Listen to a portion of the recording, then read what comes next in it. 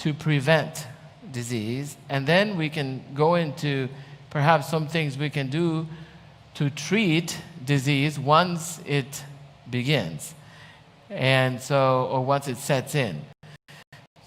And God has given us, He has, in His creation, He's given us all we need in order to stay healthy and to remain a fit temple for His Holy Spirit. Let's see. Let me see if I...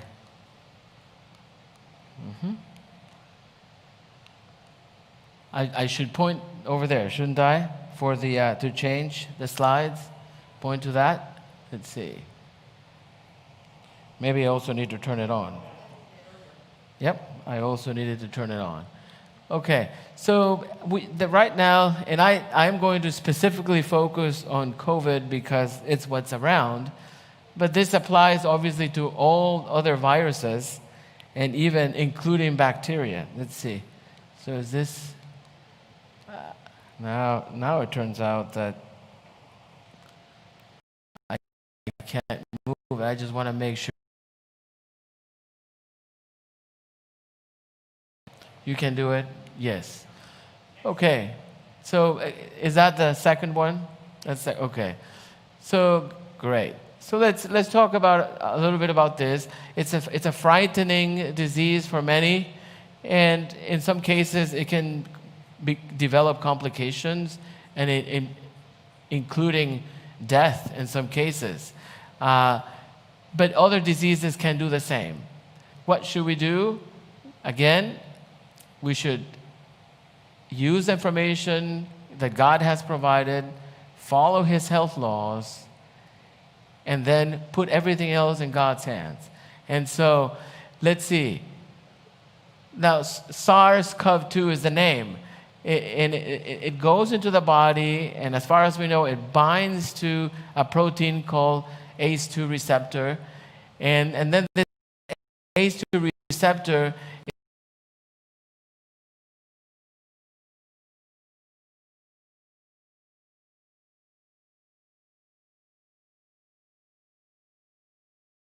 in the family of enzymes, and it converts a substance called angiotensin 2, which is a hormone, angiotensin 2, to angiotensin 1,7. So angiotensin 1,7 is actually a very important enzyme or hormone because it causes a lot of good things. Among those, it decreases something that we call oxidative stress. Action of this enzyme called ACE2, then you don't have production of angiotensin 1,7. So what's going to be the result? More oxidative stress. And so this happens as soon as the virus enters the body and begins to bind to those receptors in these different parts of the body, respiratory tract, GI tract, the blood vessels. Then it begins to block angiotensin 1,7, a lot of oxidative stress, a lot of molecules like superoxide, hydrogen peroxide begin to be produced that cause cell damage and also cause the immune system to become alerted to such a point that it begins to become overstimulated, trying to get rid of this. And so the results of overstimulation of the immune system is what we are seeing as the complications of COVID illness. So SARS-CoV-2 is also known to kind of evade, when it enters the body, is known to evade the immune system. And we can break the immune system into two branches, basic branches. I mean, it's very complex, but we can divide it into two basic branches. The innate immune system, that's the immune system that we are all born with. It's active the moment we take our first breath. And then the adaptive immune system. And the adaptive immune system takes time. At the time of our birth is immature. but the innate immune system is ready to act. And so cells like, we call them white blood cells, but they actually have specific names. One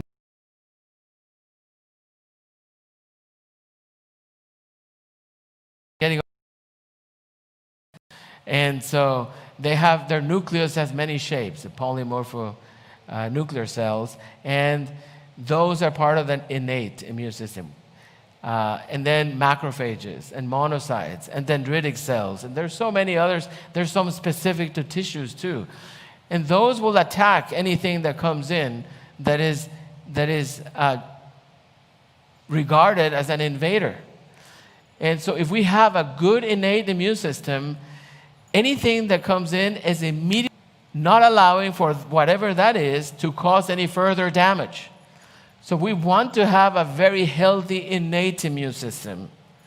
Now, over time, in certain cases, this innate immune system will begin to train the adaptive immune system, so the adaptive immune system will create antibodies. And the adaptive immune system also consists of specialized cells called lymphocytes and plasma cells that produce antibodies. But that takes some time to develop. And so our goal would be for really any disease to have a very alert innate immune system. And so the more alert it is, the harder it will be for any virus, including the coronavirus, to evade it. And children tend to have a very alert and healthy innate immune system. And that may be the reason why they don't get it so bad. Whereas other people, because of perhaps some habits, or perhaps because of aging, or perhaps of some chronic conditions, may have a weakened innate immune system. And so it will take that innate immune system several days to neutralize the virus. But by that time, the virus has already done a lot of damage because it's been binding to this ACE2 receptor and causing this oxidative stress in the body. And so we want to make sure that, you can go ahead and switch to the next. We want to make sure that we keep that strong. So we don't want to add any more oxidative stress than the body will, than the virus will. So because of things around us and inside us and things that we do, oxidative stress can increase in our bodies. And so you can see if the virus is actually causing the damage by causing a lot of oxidative stress, we definitely don't want to add any more to that. And so what things can cause oxidative stress? So this free radicals called superoxide and hydrogen peroxide, and those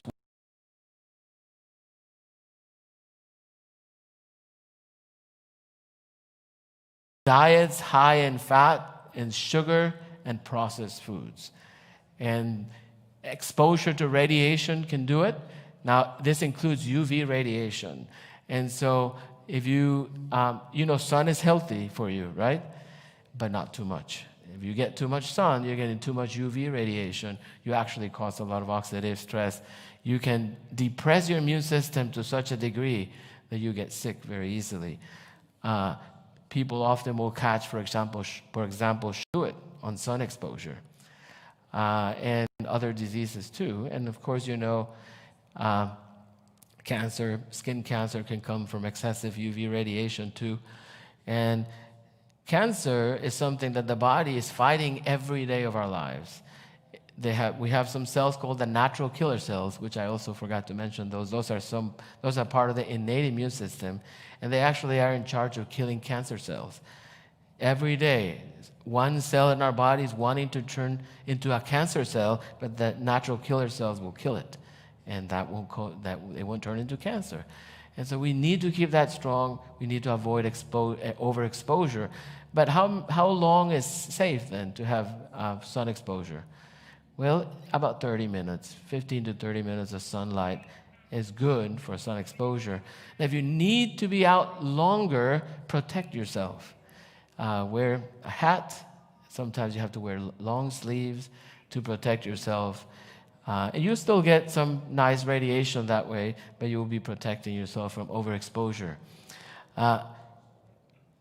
Cigarettes and other tobacco products for sure increase oxidative stress, probably in a great deal compared to other things. Alcohol can also cause increased oxidative stress. Certain medications can do it too. And then pollution, so unclean air. Pollution comes in the form of unclean air, unclean water. It also comes in the form of noise. And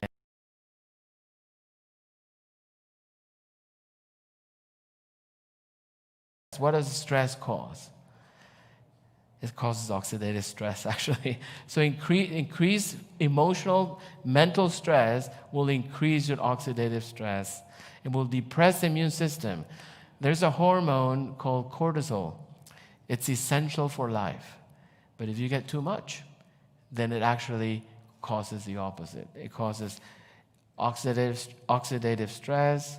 It depresses the immune system. And into high levels of cortisol have been linked to memory loss, for example, brain shrinkage. So emotional stress, mental stress is something bad that we must learn to harness, learn to cope with it. And we have many ways to do it. And we'll share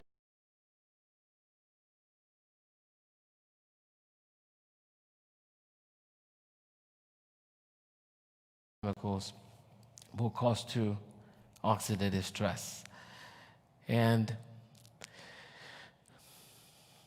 God says that disease is a result of broken health laws. And notice in Exodus 22 through 26. Let's read. So Moses brought Israel from the Red Sea. Then they went out into the wilderness of Shur, and they went 3 days in the wilderness and found no water. They could not drink the waters of Marah, for they were bitter. Therefore, the name of it was called Marah, or Marah. And the people complained against Moses, saying, "What shall we drink?" So he cried out to the Lord, and the Lord showed him a tree. When he cast it into the waters were made sweet. There he made a statute and an ordinance for them. And there he tested them. And he said, "If you diligently heed the voice of the Lord your God and do what is right in his sight, give ear to his commandments and keep all of his statutes, I will put none of the diseases on you which I have brought unto the Egyptians, for I am the Lord who heals you." So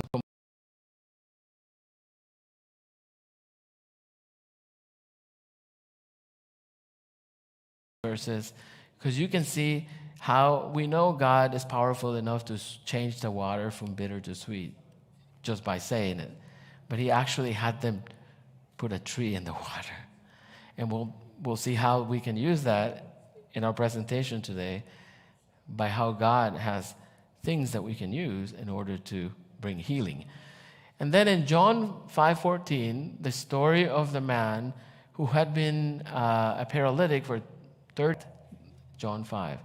And then one day, Jesus comes by and sees him and heals him and says, "Take up your bed and go." He rolled it up, he went. And then the Pharisees found him and they said, "Well, who healed you?" He says, "I don't know. He just told me, take up my bed and go." "Well, you're sinning."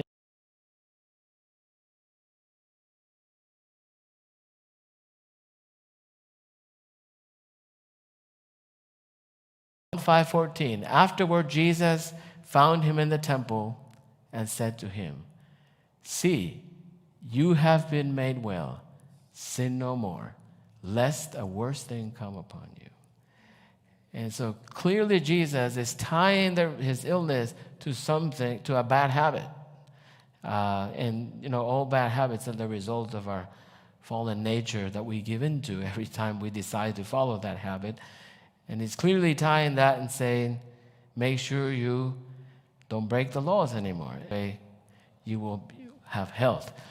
And so pure air, sunlight, abstemiousness, which is another word for temperance, rest, exercise, proper diet, the use of water, and trust in divine power, these are the true remedies. That's found in Ministry of Healing, page 127. There are many ways of practicing the healing art, but there is only one way that heaven approves. God's remedies are the simple agencies of nature that will not tax or debilitate the system through their powerful properties. Pure air and water, cleanliness, a proper diet, purity of life, and a firm trust in God are remedies for the want of which thousands are dying. Fresh air, exercise, pure water, and clean, sweet, I believe, premises are within the reach of all. Talking about how important cleanliness is wherever we live. And so, wonderful that God himself has said these simple habits, these simple practices in your life will actually bring about health and healing. Now, we know that we all live in a world that is cursed by sin. And I've known people who follow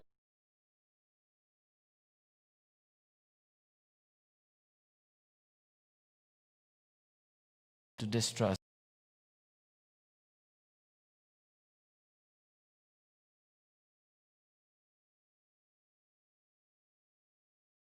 will reach us. It just reminds us that this world is not our home. We look for a better place. And so let's not distrust God and his promises.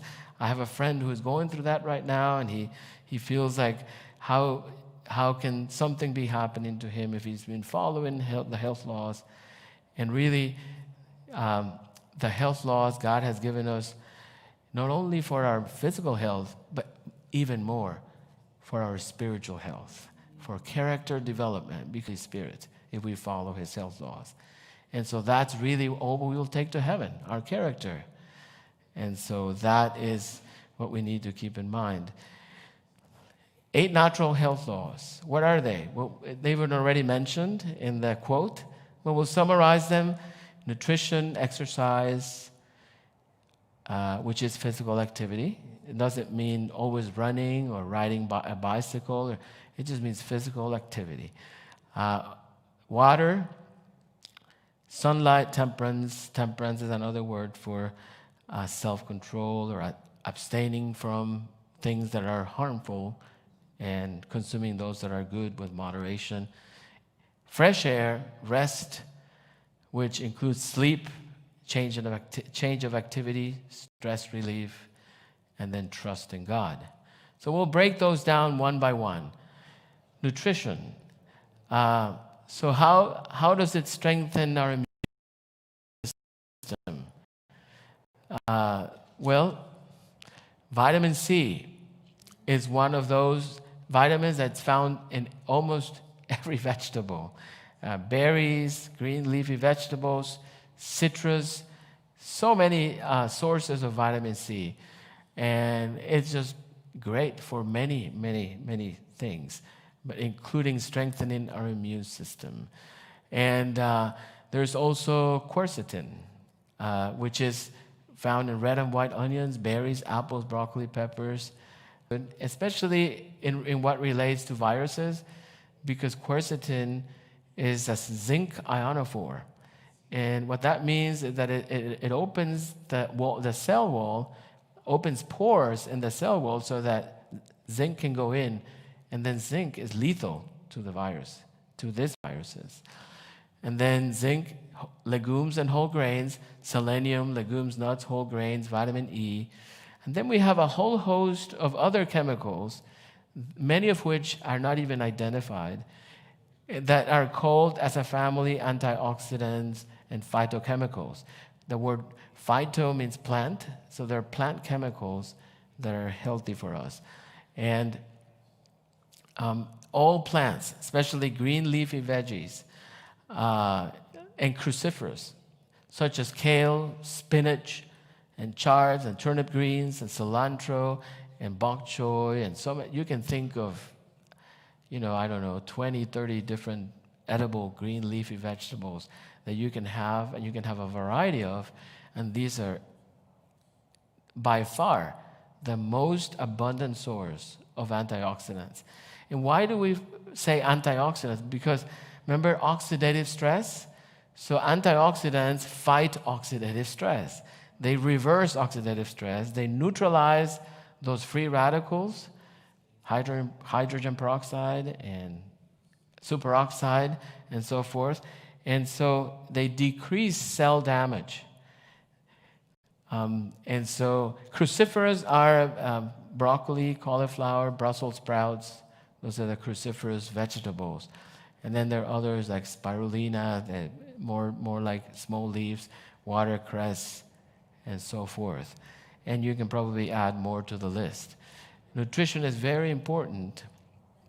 Did you know that a whole plant-based diet, and I use the word whole plant, because many companies that make food are catching on to the plant-based, and so they'll make products from plants. And yes, they're better than things that perhaps are more processed, but not as good as a whole plant. So whole plant is really the goal. Just eat the veggies as they come from the plant, or cook them at home, and then use processed food as little as possible. Sometimes you might have to use processed foods, but then make at least 80% of what you eat just something simple, whole plant, that you can make at home. And so the studies have shown you follow whole plant-based diet for 30 days and your blood vessels will be healed. And what do I mean by that? There is atherosclerosis, which is the number one killer in the first world, begins by damage of the lining of a blood vessel. And there is a structure called it's a structure that is made up of many things. But as a whole, it's called the glycocalyx. And the glycocalyx becomes broken. It's a very, very delicate structure in the blood vessel and becomes broken. And then that's the first step in order to develop plaques of cholesterol there in the blood vessels. And what that means is that if you have a blockage, less blood is getting to the place that's after the blockage. And so decreased blood flow,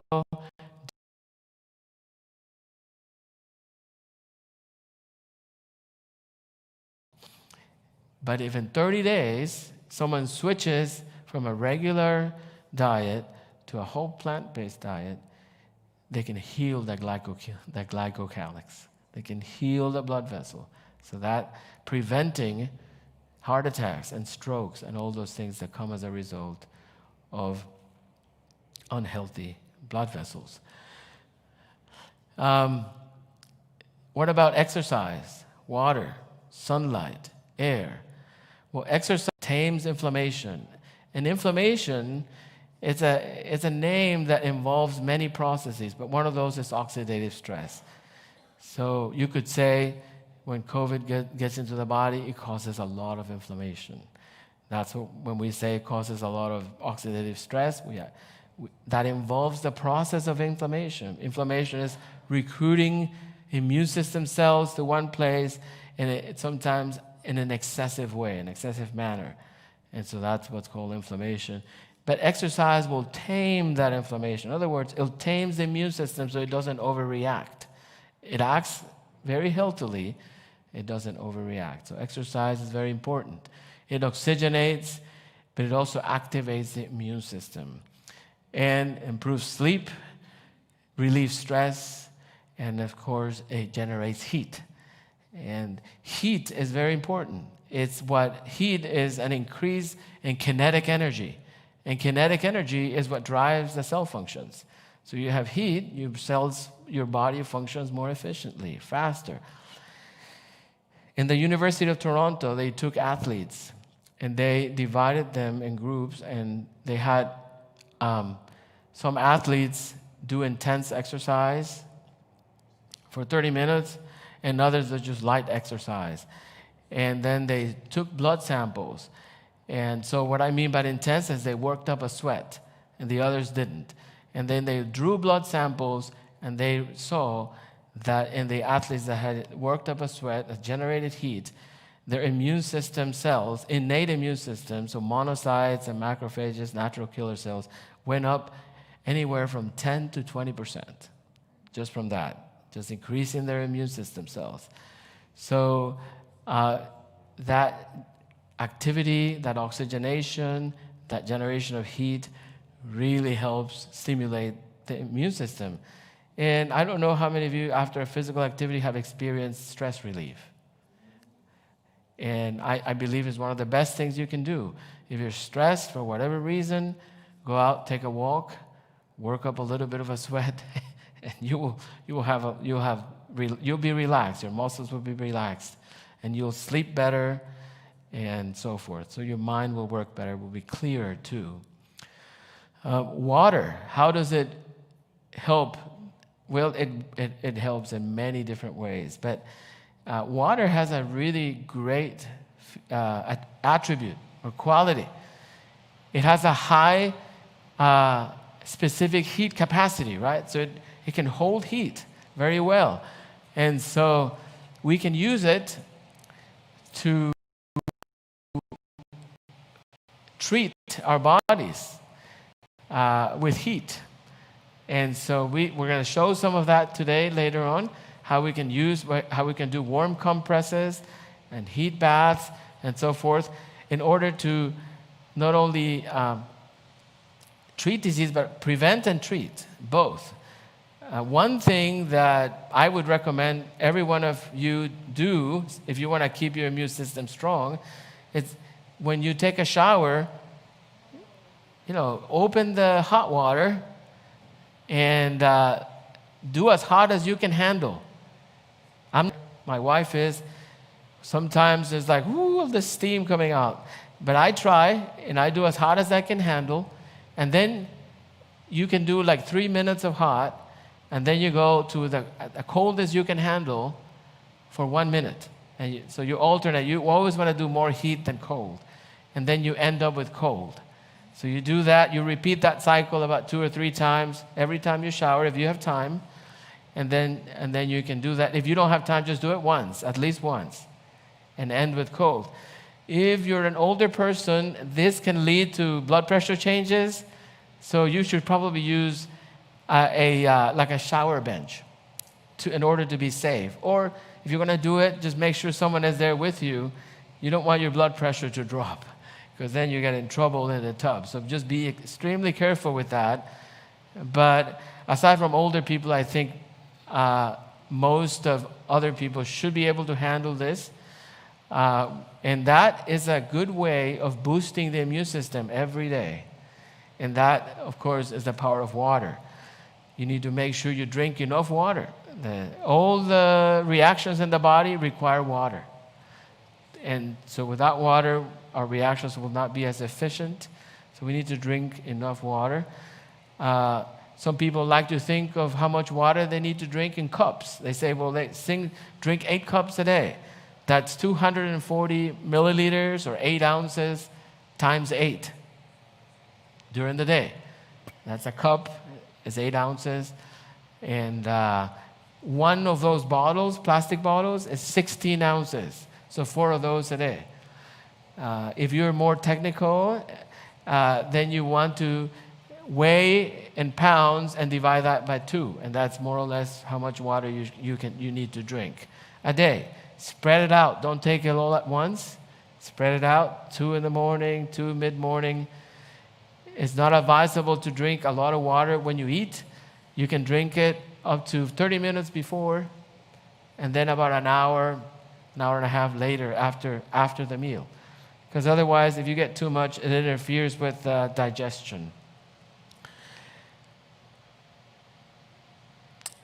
Sunlight. Sunlight, we talked about it a little bit, but it produces vitamin D. And vitamin D doesn't come from food unless it's added to it. So there's no vegetable that has vitamin D in it. There's some foods that have vitamin D in it because if it's been added to them. Vitamin D comes from a substance found on our skin. Animals have that on their skin. In fact, the store brand vitamin D, most of the brands we will find comes from sheep hair. They make it from sheep's hair, and lanolin. So it's because they have it on their skin too. That substance that will be converted into vitamin D, we have it in our skin.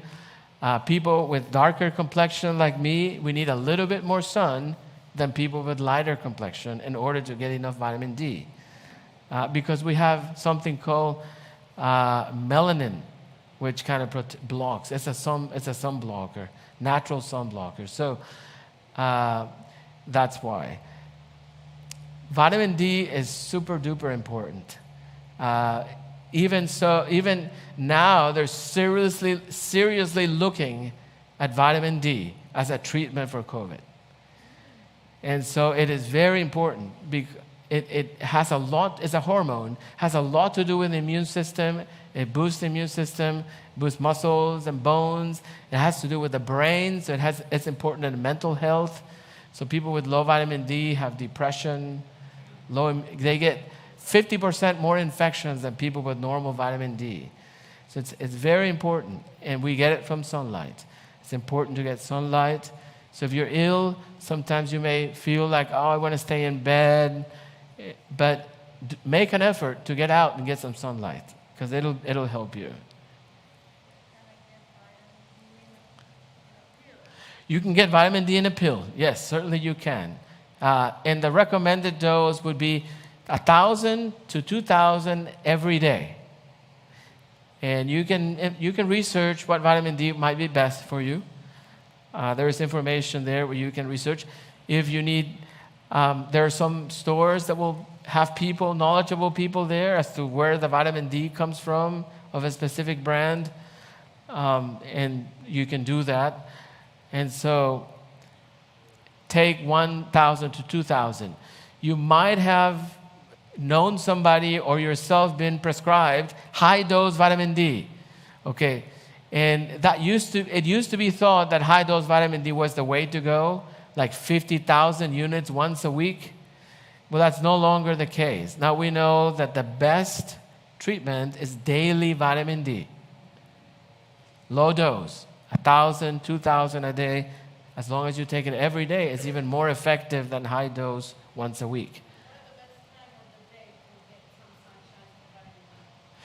So really, the best time might be close to noon. Now, I say that here in Texas, where if you get sun in the summer, if you get sun at noon, you're gonna get a good sunburn.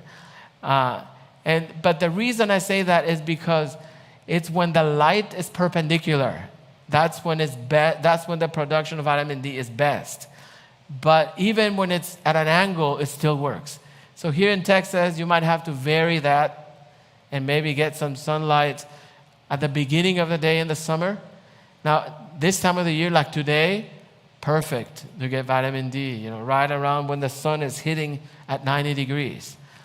And then, like I said, 15 to 20 minutes without sunblock, that's all you need every day. That gives you the recommended daily allowance of vitamin D. It doesn't give you your whole weekly dose. It just gives you the daily dose. And you can't get the weekly dose with sun because then you get sunburned. And so you need to just get it every day if you can. So getting out, exercising either morning, evening, or whenever you have a chance, it's a good idea. But if you're not able to, then take vitamin D in a pill form.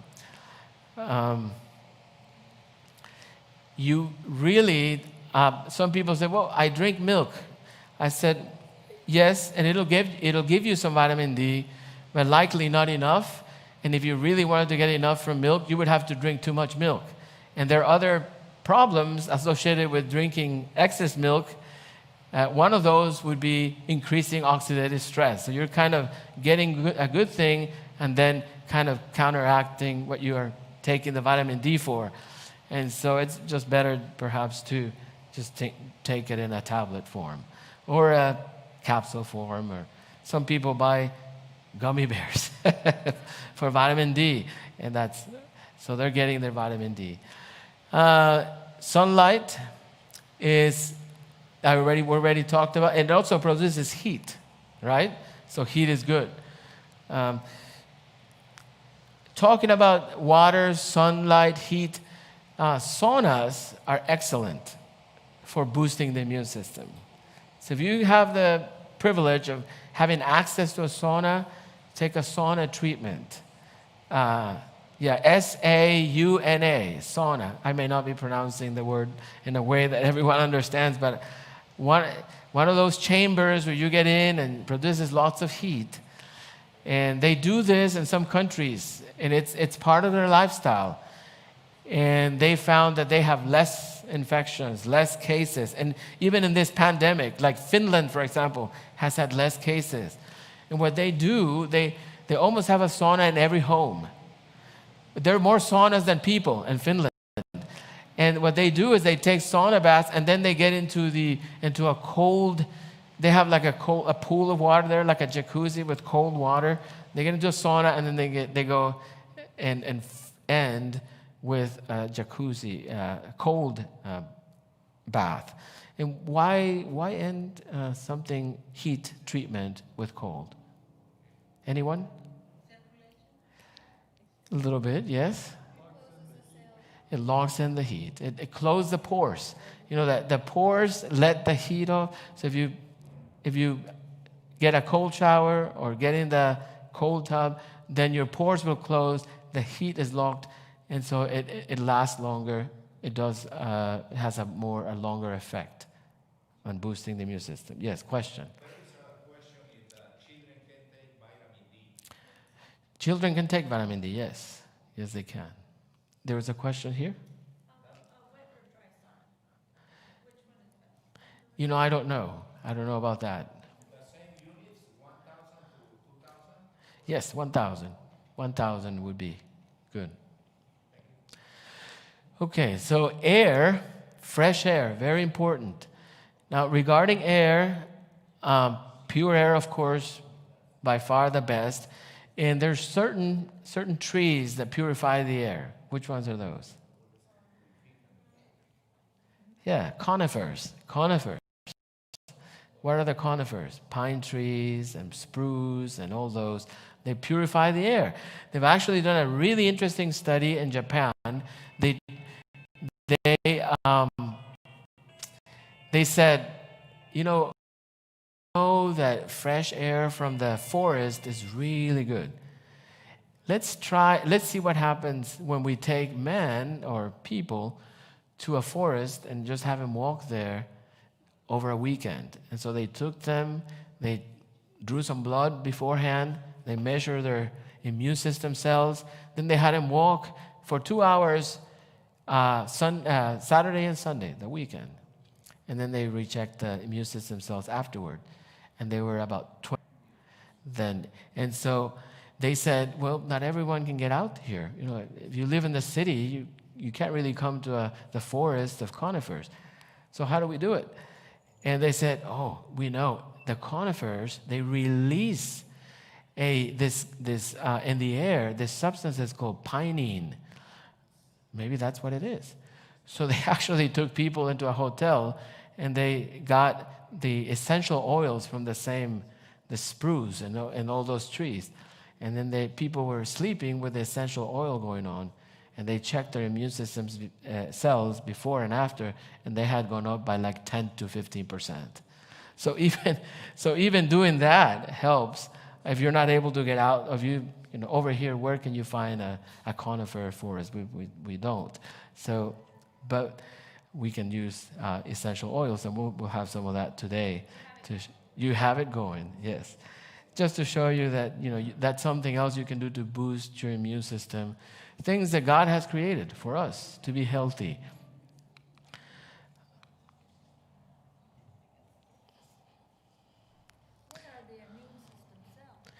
Right. So the immune system cells would be macrophages, natural killer cells, white blood cells, and yes, except don't include the lymphocytes and plasma cells, although, I mean, they overlap. But we are referring mainly to polymorphonucleus, and then granulocytes. That's another name for 3 or 4 different cells, and then macrophages. Those are very important. And the macrophages take specific names depending on what tissue they are. In the lungs, they're called pneumocytes. In the skin, they're called dendritic cells, and Langerhans cells and others.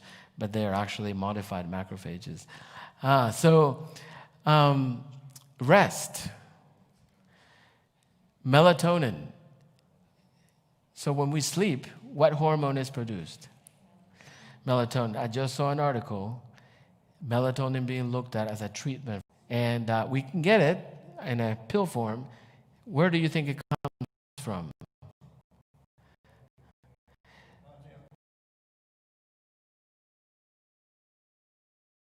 From animals. It comes from pineal glands of animals. The animals have a very large pineal gland. The chickens, for example, they have a very large pineal gland. The pineal gland is responsible for the production of melatonin and the regulation of the circadian rhythm. Circadian rhythm is our day and night cycle.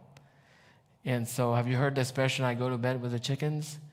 Because we had chickens, and they just, as soon as the sun begins to set, they know where to go. Little coop, they're going to sleep. They know already. And as soon as the sun is out, they immediately wake up. That would be a healthy way of living, right? If we lived back when everyone was a farmer in the countryside, pretty much the sun is setting. We're like, oh, I'm getting sleepy.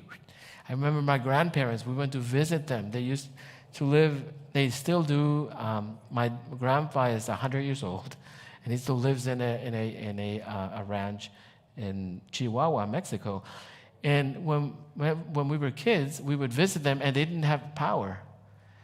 And they had lived like that for decades, and no power. So as soon as the sun started to set, people just began to wind down, and maybe 30 minutes later, everyone was in bed. And then he would wake up really early. And I remember waking up, and he was grinding the corn that my grandmother had boiled the day before, called nixtamal, which is a wonderful source of calcium and other nutrients. And then he's grinding that and making a ball like this of cornmeal. And then my grandma would wake up a little later, and she'll begin doing this. Make tortillas like this thick. No wonder I'm like this. So anyway, morning, going to bed early and waking up early in the sack and early in the rise. Thank God I'm a country boy, said the song, right? Because that is really healthy, and one of those reasons is melatonin. Melatonin is a healing hormone. It modulates, it tames the immune system, it boosts the good part of the immune system, it tames the overreactive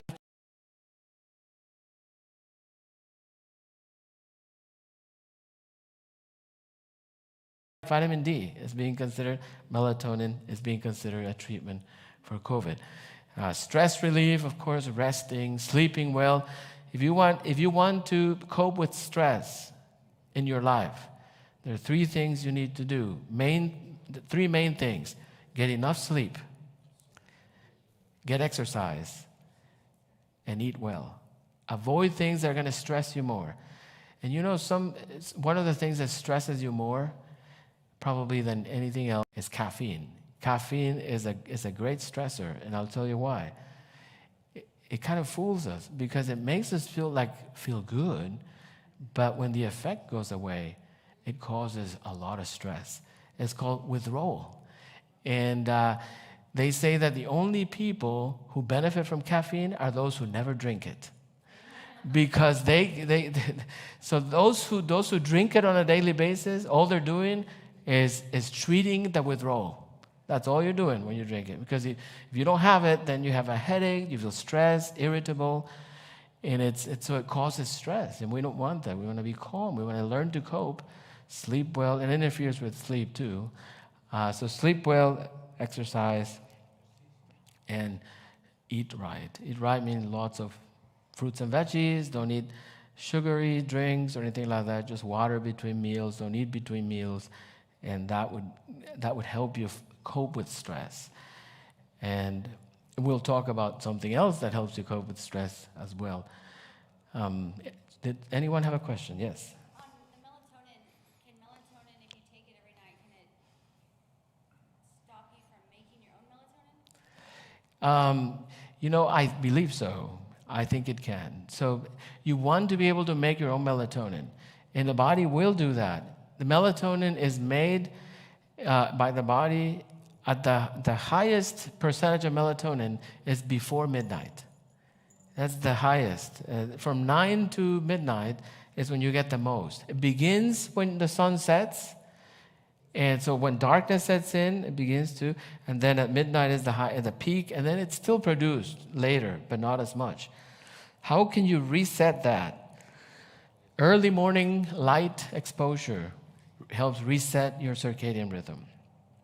So if you do about 30 minutes of light exposure in the morning, you can, in a little bit in the evening too, 30 minutes, you reset your light exposure. This is called light therapy.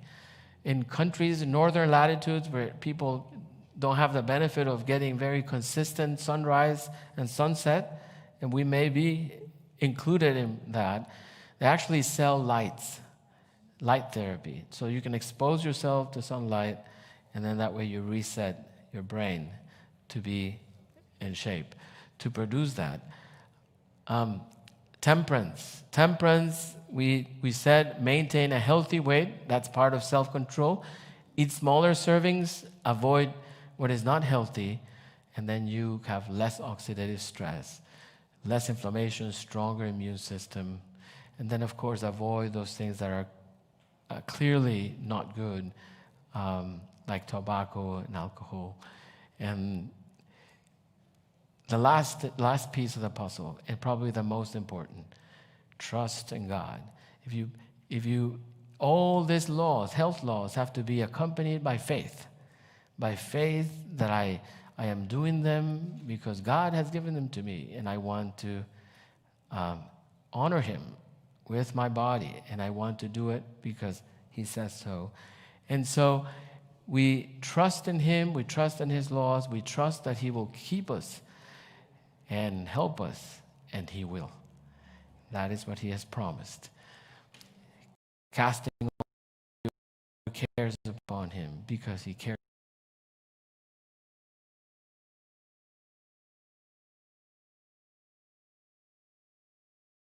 To touch on herbs, because I know that herbs, many here consider herbs very valuable, and I just wanted to tell you a little bit about herbs, and we will give you a handout of this. But is there anywhere in the Bible where God specifically says that herbs are for us? Then Adam, it's 3:16 through 7. Then to Adam he said, because you have heeded the voice of your wife and have eaten from the tree which I commanded you, saying, you shall not eat of it, cursed is the ground for your sake. In toil you shall eat of it all the days of your life. And then verse 18, both thorns and thistles it shall bring forth for you, and you shall eat the herbs of the field. And so, herbs for healing. In this case specifically, there are many uses for herbs. And I was looking online, there's a place, and there are many schools of herb therapy. There's one particularly that offers a 1,000-hour course on herbs. So in 5 minutes, we cannot do justice to herbs. There's so much to say about them and how we can use them.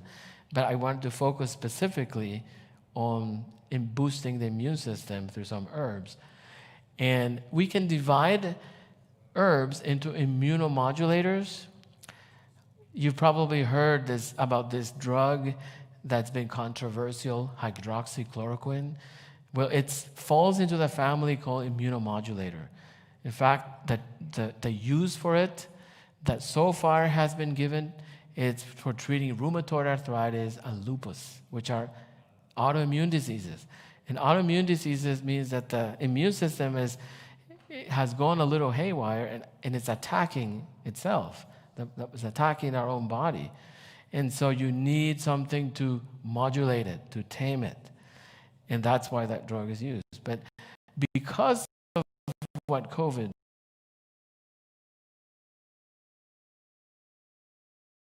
stress,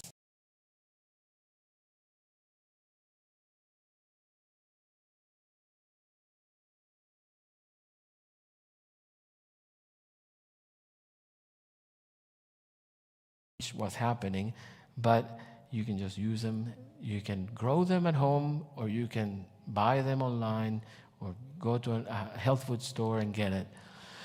So ginger is one of those, very common. I wanted to use the most common. There's a whole list of others that I had never heard of. But why go there if we have some common ones that will do the same? So ginger, of course, can be taken pretty much ginger tea every day, pretty much. And that would be good. Because immunomodulators are more, you see in parentheses there, to prevent. So, because they will keep your immune system, good immune system, alert, but they will tame any hyper response. Like people who suffer from chronic allergies, they could take teas of these herbs and plants and to tame their immune system, because allergies are an exaggerated response. Then we have elderberry, and everyone knows elderberry is very common. In fact, someone gave me as a gift a kit to make elderberry syrup, and so from this church. Ginseng, astragalus root, ashwagandha root. You see that everywhere now. I went to Sam's the other day, and there's a big sign there, ashwagandha. It's in vogue. Ashwagandha, it's kind of an Asian plant, but it tames the immune system. It also helps for other stress relief and so forth. There's a mushroom called reishi mushroom, which can be easily found in capsules in different places. Calendula is another plant you can find. Then we have immunostimulators. So if immunomodulators can be used as a preventive, say for example, somebody who has frequent infections, you can give him like ginseng or ginger tea or a little bit of it, and look up how to make an elderberry tonic and just give him a little bit of tonic every day. And someone who suffers frequent infection, frequent allergies, will likely benefit from taking an immunomodulator every day. But then we have some that are really strong, and you don't want to use them every day. You want to use them whenever you need them. So at the first sign of something is coming on, everyone knows their body. Everyone knows, oh, something is coming on. At that first sign, you want to make sure you take an immunostimulant. And that would be, again, ginseng, but in a more concentrated way. Elderberry, the same, but in a more concentrated way. Echinacea, honeysuckle, spilanthes is one, and then garlic. Raw garlic also an immune stimulant. And finally, let's see, did I have more? I think that was the last slide. Ron?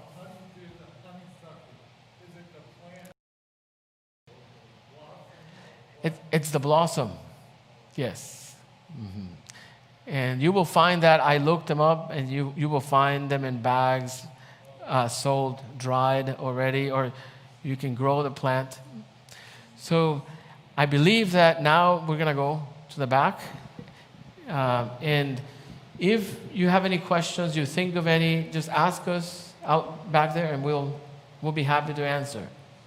Yes, okay, thank you. So we're going to ask that the couples, you're going to share the water. So this is the time to bring your towels back there. We only have enough basins for adults, okay? So go ahead and make your way on back. The couples, there should be chairs sitting across from each other, and if not, you can sit at a single chair, okay?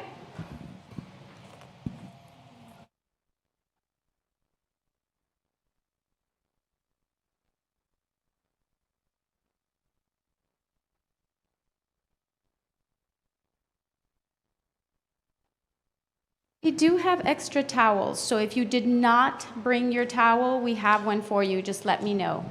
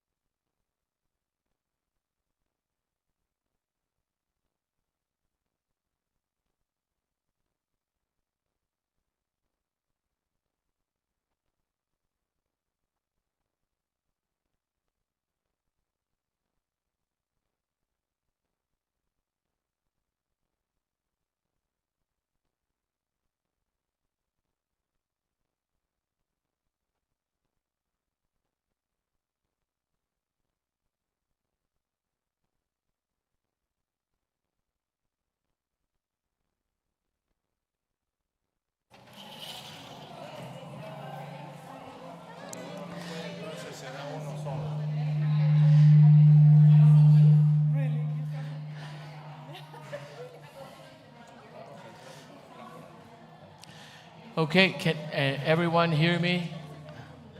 All right. So let me explain what we are going to do.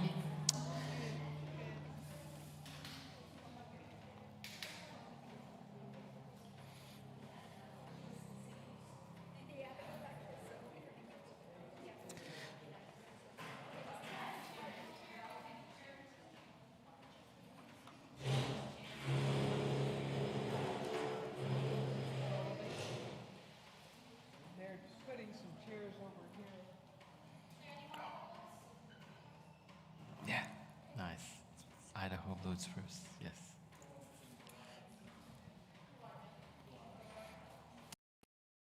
Let me. May I see that? May I see it? I'll just show it to people. Thanks. Ooh, smells wonderful. Ah, okay. All right.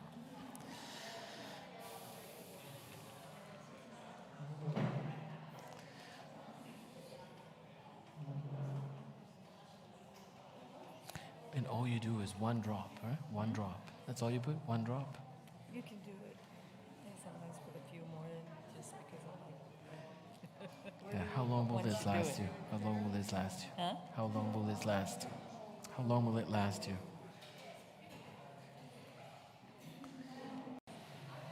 A few drops. Last at least a month, maybe. At least a month. Okay.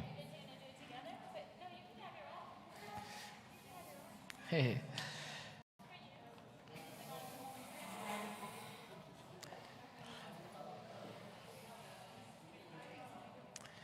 So we're not having a foot washing ceremony. This is different. But let me explain what we're doing, and I'll just throw this. So I have Idaho blue spruce oil that Peggy Smith was kind enough to let us use. It belongs to her. It's a bottle like this. It says $28.99, but I asked her how long it will last, and she says 1 to 2 months. It should last you. If you use it every day, just put a few, maybe 1 or 2 drops, no more than 5. And if you use it without diffusing, if you put it on your body, you make sure you use a carrier oil with it, with this one. And what would be an example of a carrier oil? Fractionated coconut oil, whatever. that kind of thing. Yeah, so what carrier oil means is that you put a few drops of this into that oil, and then you mix it and you apply it on your body. We'll show you something you can do, putting a drop or two of this in hot water and then covering your head with a towel so you can get a treatment. Someone was telling me that they're allergic to this. If you are, but of course, we ask you not to do it. So something simple you can do at home when you have congestion is this treatment that we're going to do. It can also be used in modified ways, and there will be a handout, hydrotherapy handout for you of all the other things you can do. But if you have congestion in your airways and in your chest, you can do this. And basically, it's a contrast foot bath. You begin with hot.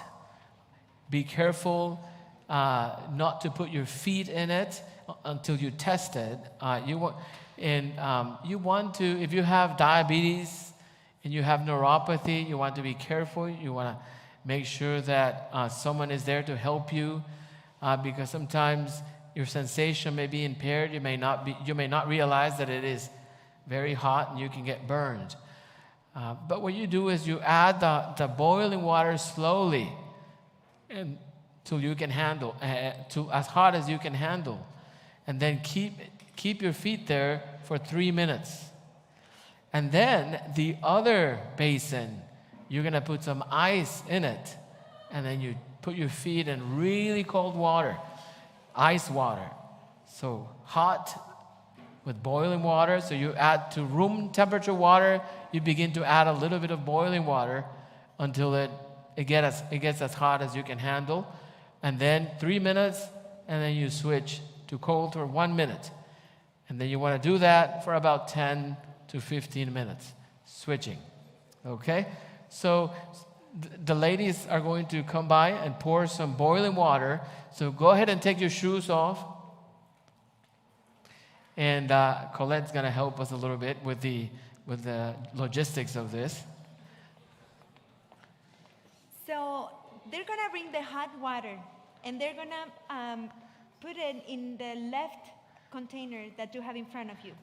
And then you're going to try it a little bit and see if you can handle more. If you can, they can put a little more in there, as much as you can handle.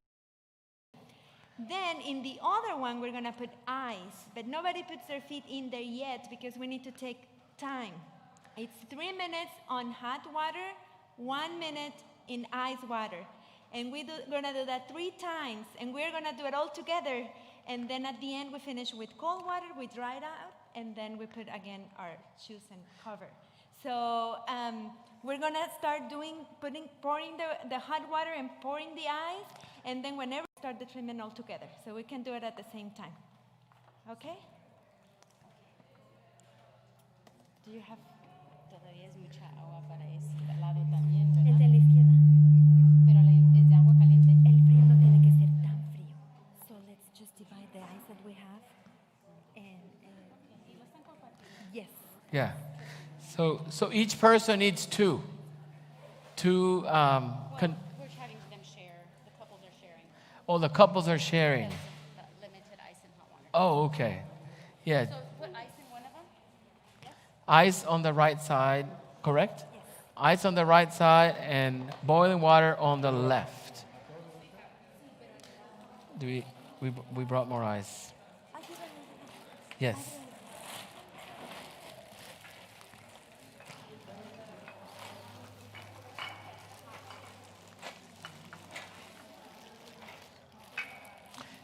Do we have a pitcher or maybe do we have a cup that we can use to serve it, the ice?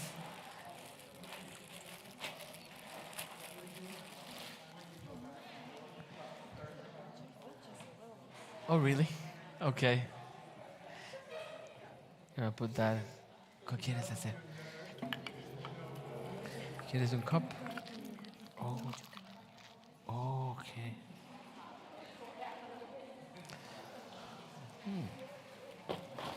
Let's see. Dr. Rosado, what Dígame. about eucalyptus? I do that. I Yes. put it in water. Yes. Then Okay. eucalyptus and put some to Yes. smell it. It's Yes. good? Yeah, we're going to do that. Eucalyptus, for sure. Yeah. Yes.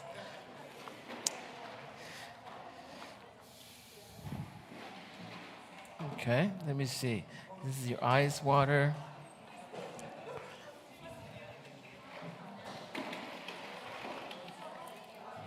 You're going to do it? Okay, so ice water is there.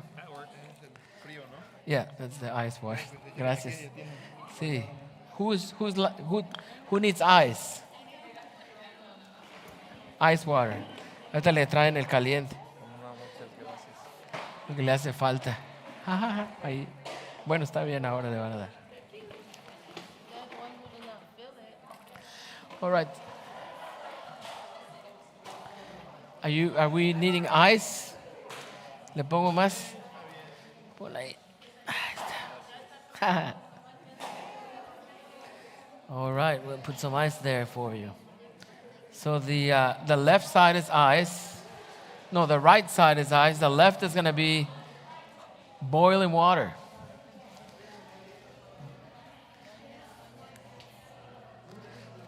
All right? And who's bringing the boiling water now? Who's bringing the boiling water?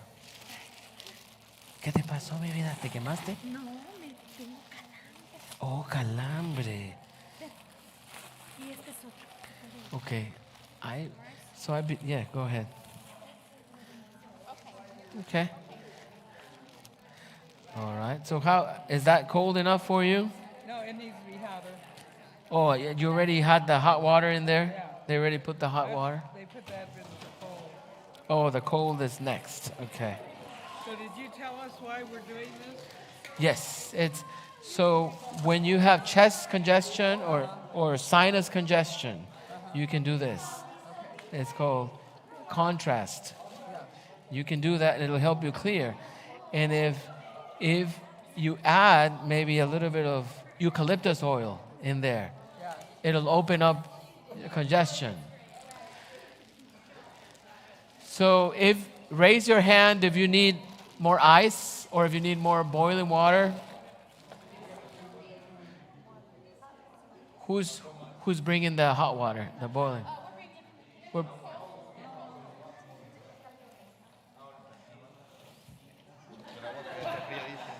Fría, pero todavía la fría no.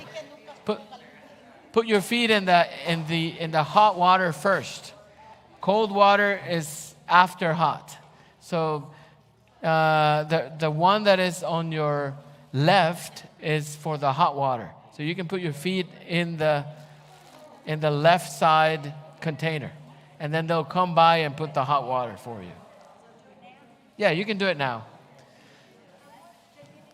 It's room temperature now, but it'll be hot. Pero tenemos que esperar a que todos vengan para que podamos contar.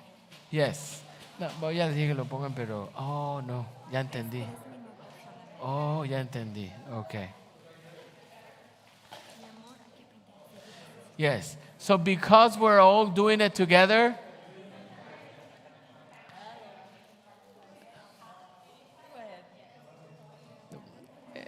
it's the idea. Yes. Okay, I got it. I got it. So the hot water is coming. The boiling water. Over here, Jen. Go. Okay, so here comes the boiling water. Over here, boiling water.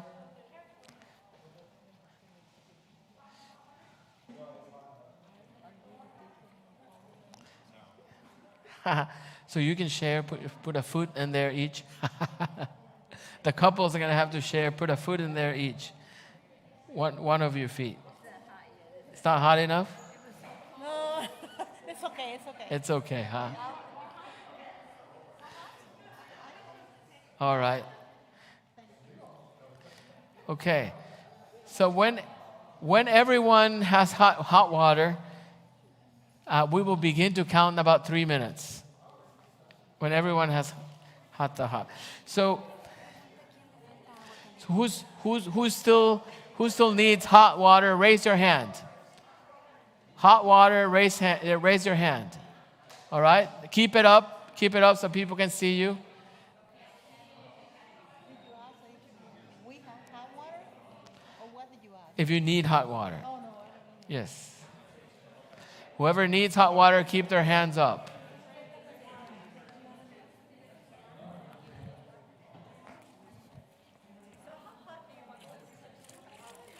Is that hot enough for you?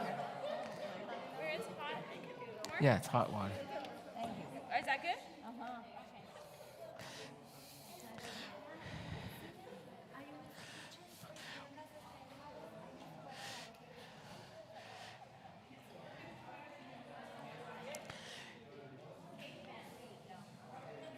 When you do it at home, you probably want to have some help because the body will get used to the heat very quickly. And what you need is some steam to be coming out of that. You need it hot. Some have suggested to put a few drops of eucalyptus oil in there so that it generates a vapor. Eucalyptus, I did not include it in the list, but it is an immune system stimulant. So it is excellent for when you have an active infection. And this is what you want to do when you have sinus congestion. You know, all viruses begin mostly in the airway here. And sinus congestion or chest congestion. You want to clear that as soon as possible, and this is one way of doing it. Okay. All right. Who needs hot water? Raise your hand, please. Keep it up. Keep your hand up if you need hot water. See.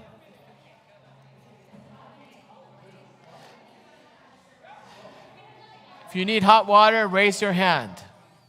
All right, so keep it up so they can see you. Also, if the ice has melted completely in your water, you probably need more ice. So, ice.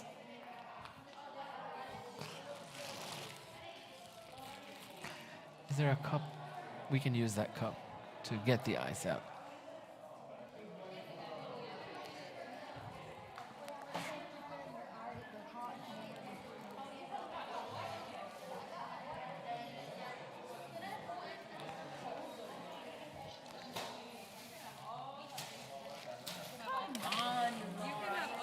You have to have really cold. Yes.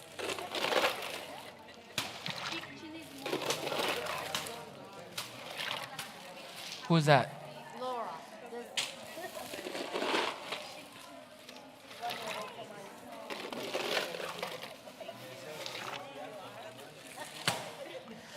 All right.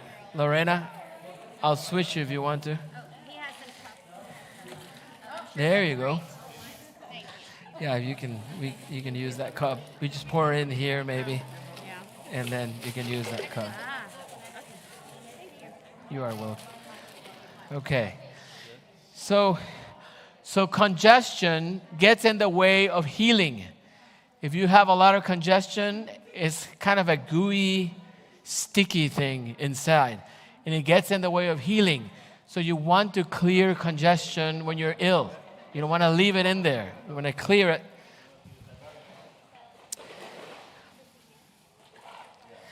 So, as you can see, it's kind of difficult to implement this perfectly for a large group, but I think you get the idea. And we just wanted to show you that you can do this. And I remember one time I was ill, and I got chickenpox when I was 19 years old, and it hit me really hard. And I was having fever, and I was shaking really bad, and my mom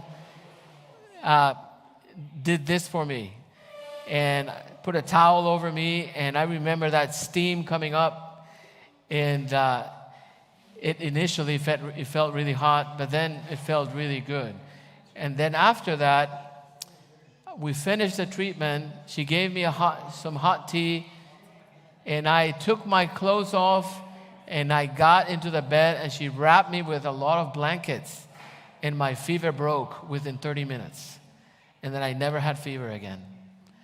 So it's a way you can also do to break the fever, because what fever is the immune system, some substances called cytokines go to the brain and they turn the thermostat up. So they say your normal temperature is 98.6, we're turning it up to 100. So the body wants to obey that thermostat, and the muscles begin to generate heat. That's why we have rigors and chills, because the muscles are contracting. Well, guess what? That really wears out the muscles, and you feel really tired when you have fever because the muscles are constantly contracting. So what you want to do is you want to help the body reach the thermostat and break the fever. Once you get there by heat, then it breaks the fever, and then you're fine. So that's the reason.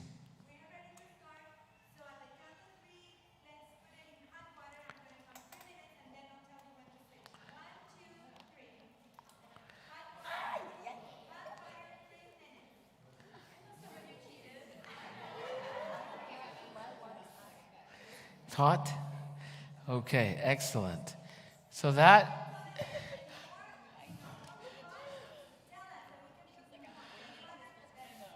hotter the better. So if you need more hot water, boiling water, just raise your hand, keep it up so they can see you.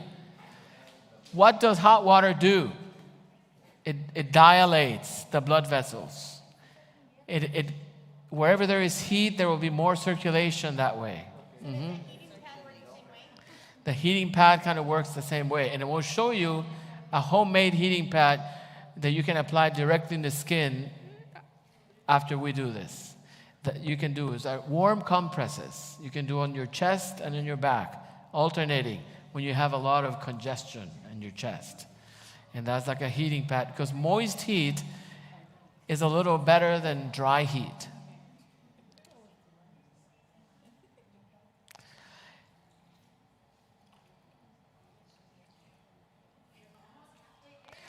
So that actually, your body is kind of heating up when you do that.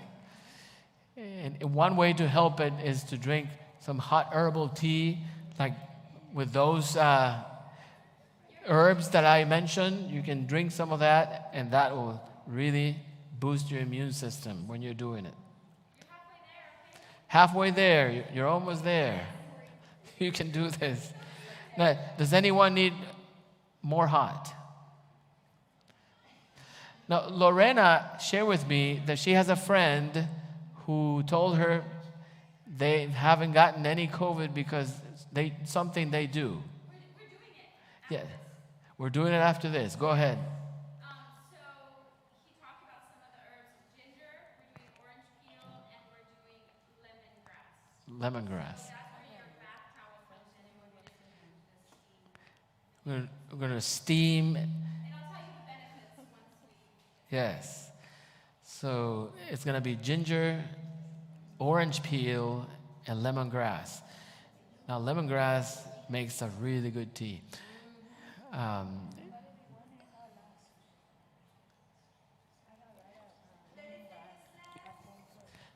There is someone here that has a lemongrass bush or grass, has lemongrass at home.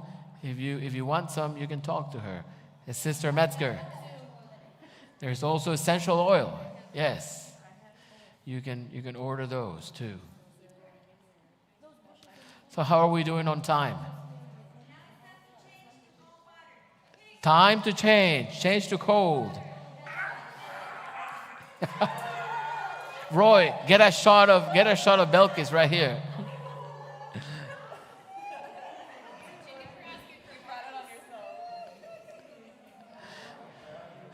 Yes. And when you do this at home, if you're by yourself, it's harder, but if you have help, just have that person switch your hot water for really hot water again.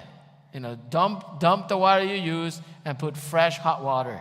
And you want to be doing that. So you want to alternate with some fresh hot water. 20 seconds. Now, I'm going to tell you, I'm going to tell you something you can do, not necessarily to boost the immune system, but to fight inflammation when you have an acute injury. So if you have an acute injury within the first 24 hours, hot water now.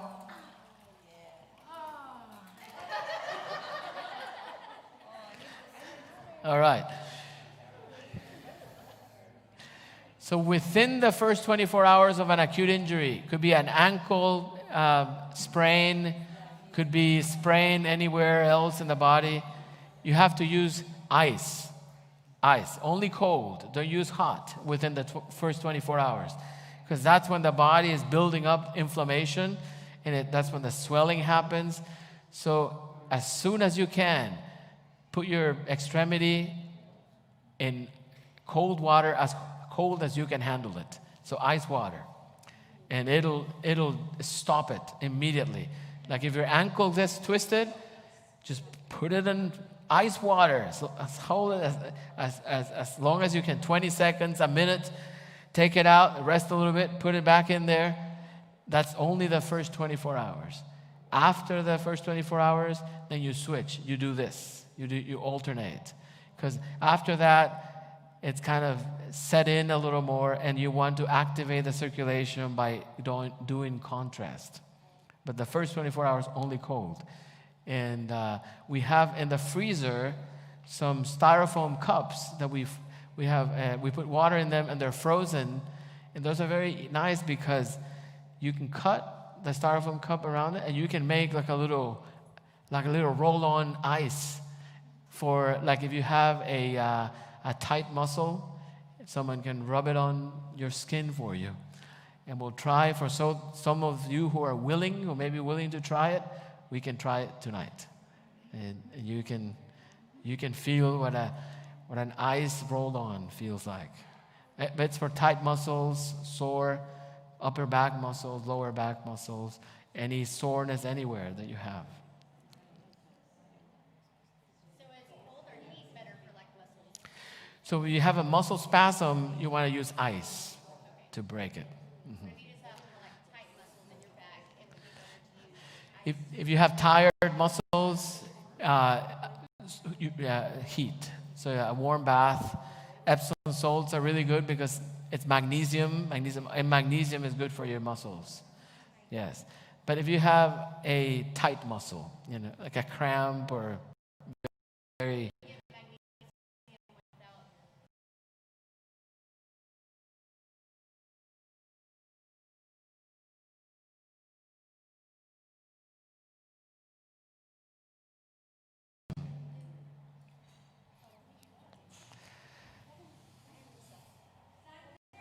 Time to change.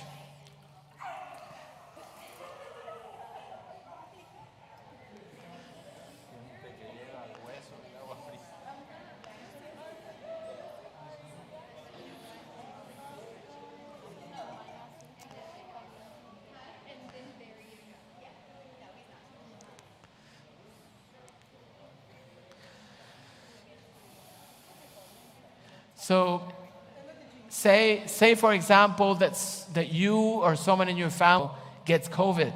What do you do?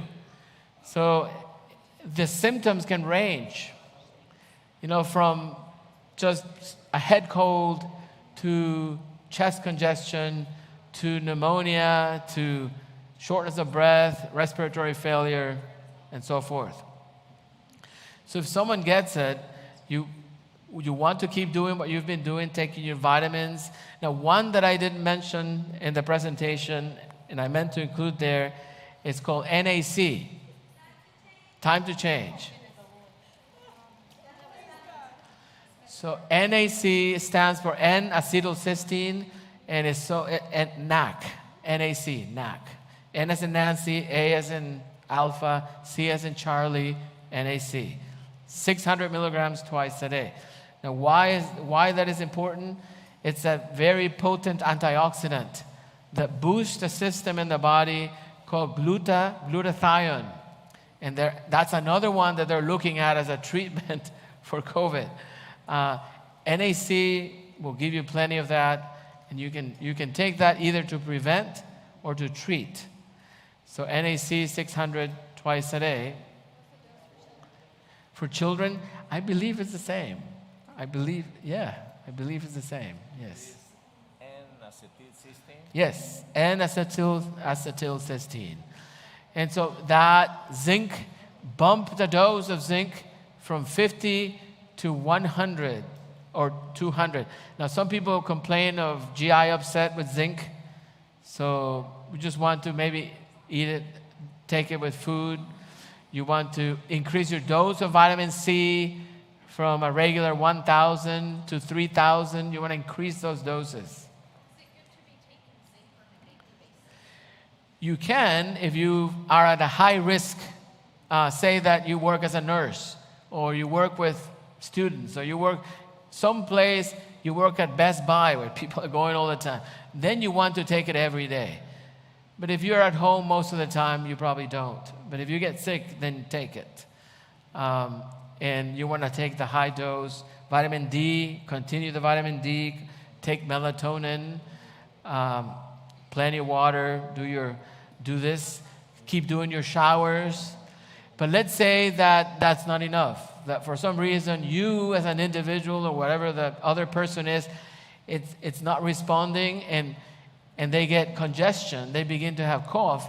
You want to do this, and you want to do what we're going to show you next, which are the warm compresses on the chest. You want to clear that chest. If someone has cough, that means the mucus is trapped in the airways. And so that means congestion. And you want to treat that aggressively by doing warm compresses on the skin, directly on the skin. And the way you do it is you put a towel in a Ziploc bag, you get it all soaked, you squeeze the excess water a little bit, put it in a Ziploc bag, put it in the microwave for about 45 seconds to a minute. When it comes out, it's going to be very hot. So you don't want to change. That's the last cycle. Yes. So you don't want to put that hot towel on your chest or someone's chest or the back. You want to wrap it in a dry towel, and then you put it on. So wrap it in a dry towel, put it on, leave it for about 10 to 15 minutes. While that's going on, you have another one in the microwave. So when you finish that, you take the other one out, put it on the back. Alternate between the back and the chest. And then have him drink afterward, have him drink a hot herbal tea, and then that clears the congestion. They'll begin to cough up a lot of mucus. You can, if they have a lot of congestion, you can turn them on their side and kind of gently tap their backs to kind of rattle up the chest a little bit and clear the congestion if someone has cough. You don't do cold, Just hot. That heat, you can dry your feet. That heat directly on the skin, it's actually absorbed into the skin. And it actually helps kind of loosen up and dilute those congestion, the mucus that's causing the congestion. It stimulates the immune system as well, like we already discussed. So you want to be sure to do that. I believe that knowing how to do simple natural remedies is a great way to witness to people, because no one will ever refuse for you to help them, especially when they're ill, to show care, to show compassion, and to use actually things that work. And so you win their hearts by helping and by learning these simple natural remedies.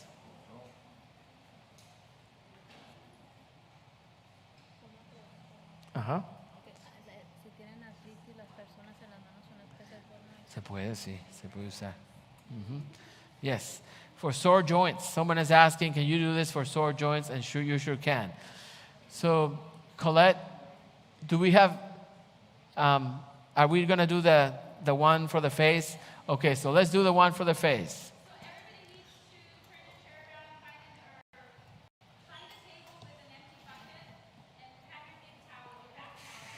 Get your bath towel and stand in front of the empty bucket.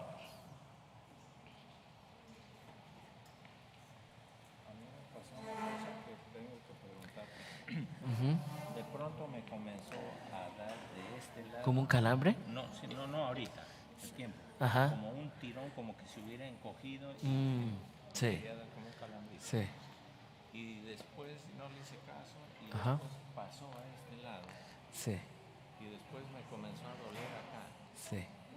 Ahora se me ha engarrotado, mira. Empezó en el pie y después se fue para acá. Sí, de aquí y aquí. Y luego se va. aquí. Y ahorita está, ¿Ahí lo tiene? acá está duro, si te das cuenta. Mira, compadre. Sí, sí, sí. Este dobla así, Sí, no puede este no. doblar. Empezó todo, ¿fue todo como en cuestión de horas o días? Días, poco ok. a poco, cuando Sí. iba a caminar, estiraba y todo. Esto parece que ha desarrollado artritis, de osteoartritis. Pareciera porque acá me dolía. Sí, sí. Y no, pues Hace- está- sí.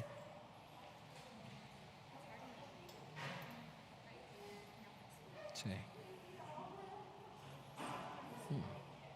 Esto aquí, como un depósito de calcio. pues tal vez tomar limón. Turmeric, sí, muy bueno para la artritis, sí. Todos los días un poquito de turmeric para que vaya. Puede ser, sí. Vamos a hablar ahora de charcoal, se llama. Tomar. Para poner directo allí o barro de. Oh, you did. Oh.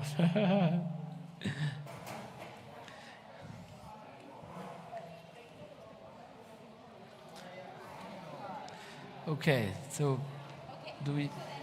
We'll go get, as soon as they're in front, Yes. we're only gonna do a little bit of. Yes. Okay.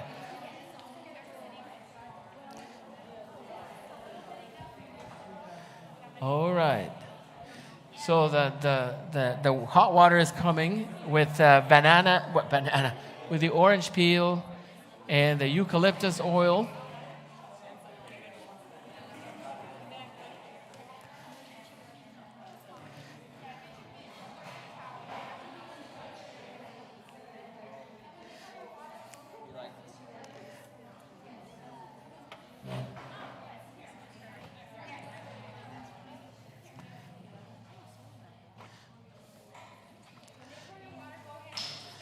Yeah.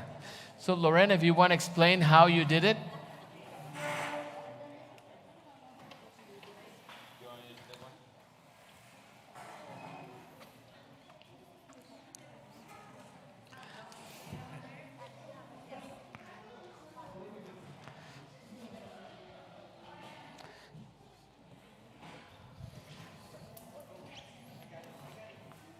It's not working. No? Okay. So you can.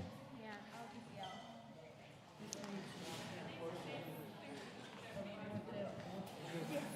We'll take care of it.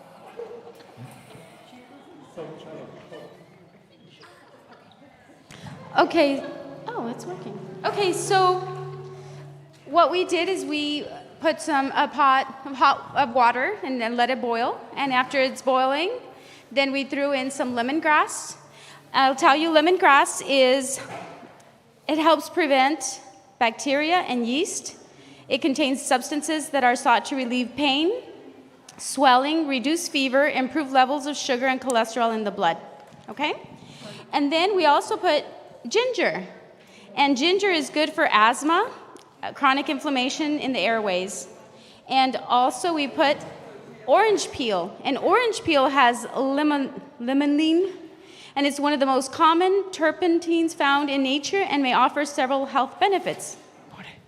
It's an anti-inflammatory, antioxidant, anti-stress, and possibly disease-preventing properties it has. Okay? So go ahead and steam your, like these ladies. Muy rápido, pero le dices que estoy, porque ya me salí.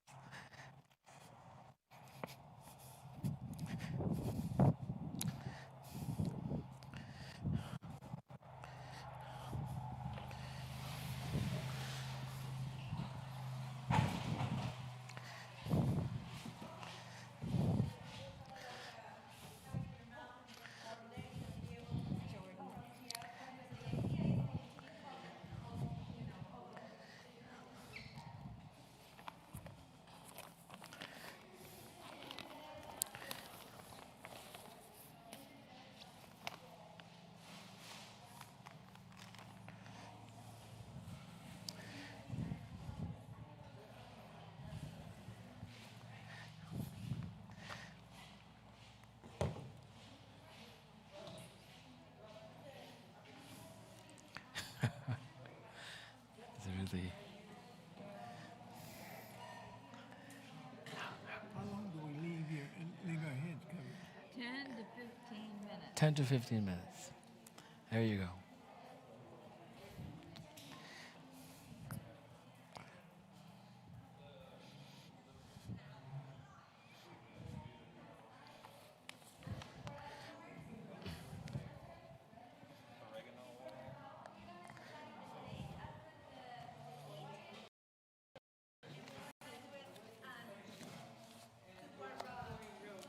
Then we got hard up, so we didn't have enough antibiotics.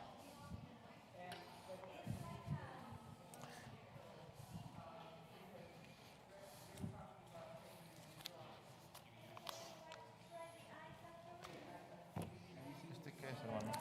Es carbón activado. Está cerrado, no está sellado. ¿Para qué sirve eso? Es medicinal, purifica. Te voy a explicar un poquito. Hasta que terminen ellos. ¿Y este? Ese es linaza. ¿Linosa? Sí. So, ahorita lo voy a explicar. Okay, so while you're getting that spot treatment, I am going to tell you about another wonderful tool that God has created for us so that we can treat illness effectively, efficiently. Now, let me just before we finish the presentation, I need to tell you that by all means, if you're doing all these things and someone is not getting better, whether they have COVID or they have any other illness, by all means, you need to take them to the emergency room. If they have shortness of breath, if you clearly see that they can't breathe, you need to take them to the emergency room. Because what we are offering here may not work for everybody. And so we are teaching you tools mainly for prevention and treatment, but we need to be wise and to know when it is time to seek hospital care and emergency care. But having said that, I want to tell you that the other part of the body that COVID will attack is the GI tract, the gastrointestinal tract. And sometimes people will begin to have a little bit of diarrhea or loose stools when COVID is starting. That may be the starting symptom. And so one thing that you can do to help you deal with that, in addition to staying hydrated, drinking electrolyte solutions, is you can use activated charcoal to help you with that. And how do you use it? Well, if you have capsules of activated charcoal or tablets, you take about 6 to 8. It's getting hot, isn't it? You take about 6 to 8 of those, 6 to 8 capsules or tablets of activated charcoal. And how often? Well, you want to do it at least twice a day. And you don't want to take them if you're taking other medicines or other tablets, you don't want to take them at the same time. You want to wait for at least 2 to 3 hours before you take anything else, because charcoal is a detoxifying agent and a binding agent. And it'll bind everything that comes into contact with it, including other good things that you may be taking. So you want to make sure you do it whenever you have either an empty stomach, or maybe you just all you have done is eaten. If you've eaten, you can take it. And charcoal is known to bind everything, including bacteria, including viruses that may be in the GI tract. So charcoal is a wonderful thing. Now, if you have charcoal powder, you can take about a teaspoon of charcoal powder, dilute it in some water, maybe add a little bit of lime to it, and just drink it like that. Just drink charcoal powder. And so this is beneficial for the GI tract. Now, I mentioned COVID, right, because it can cause diarrhea, but you can also use it for other illnesses of the GI tract. The commonly known, say you catch a stomach virus, well, you can use it for that. Say you are traveling and develop diarrhea because of traveler's diarrhea, you can use it. Now, again, we're saying this may not be the only treatment you need, but you can definitely use it as first line. If you don't have any, you can always carry some charcoal caps with you, some tablets with you, and you can use it right away. Stay hydrated. That's the main treatment of diarrhea, hydration. And if things seem to be getting worse despite the first interventions you're doing, then you obviously need to seek emergency care for that. So charcoal is a great tool we can use. But it can also be used outside the body, not only inside. And so you can make a charcoal poultice. And as soon as you finish your spot treatment, I'm going to show you how to make a charcoal poultice that you can, it's a little paste that you can do, and you can apply to areas that have inflammation, joint pain, insect stings. Even if you have a bellyache, you can take it and then you can apply it on your belly. And so charcoal is really wonderful, and it's something very simple to do that you can use to get healthy. And we'll have a handout for everybody, and all the explanations on how to use it are in the handout. All right, so 2.5 more minutes.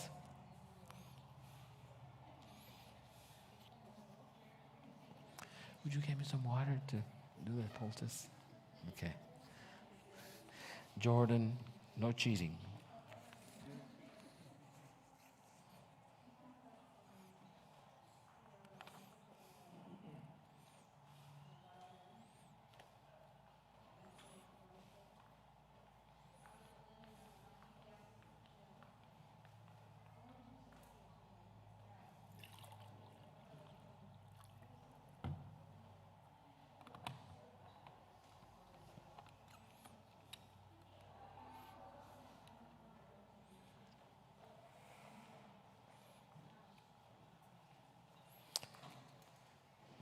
Oh, do you have some? I think it's boiling water.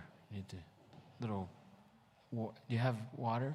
Hot water, boiling, a little bit? I think that's what we need to add. I can drink this.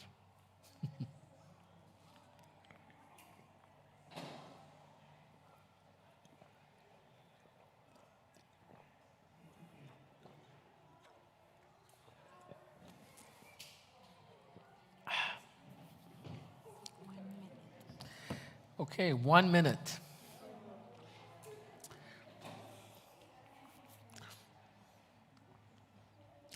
Is it beginning to open up your nasal passages? And it's a good way, what you're doing is also a good way to get things all the way into your lungs. Not only the sinuses, but all the way down into your lungs.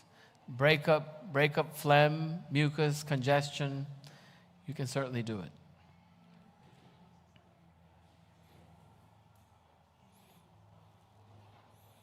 All right, time's up.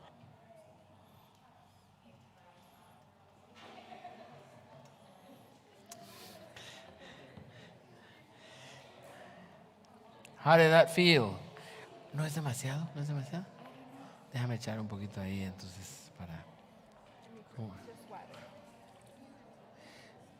¿Tú qué crees? Así.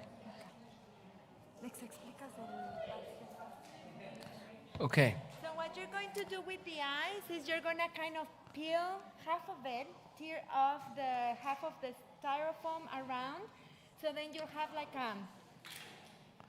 to handle, you're going to have ice exposed. Yes, just like that, like she's had it over there. Then you're going to start rubbing From the it. top, yes. from Rub it the in top. Your face. Yes. Break the cup and expose the eyes. Expose the eyes. Yes. And start rubbing it all around. Rub it on your face. And then you're gonna start feeling first cold. Do you have an extra eye? Miss Metzger has some. If I can get you one, so you can give it a try. You're gonna feel first that it's cold, then after that it's gonna sting, after that you're gonna feel pain, and then after that it's numb. And then you can just keep doing it, and that helps with the muscles of the skin.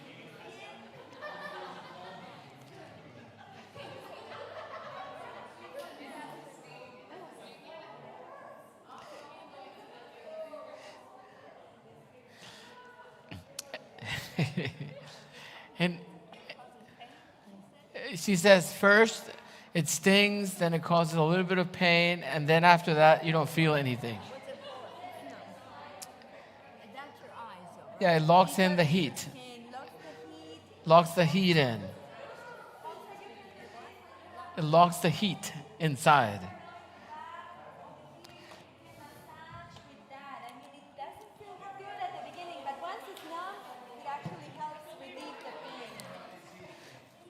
Yeah, so you can have some of those in your freezer.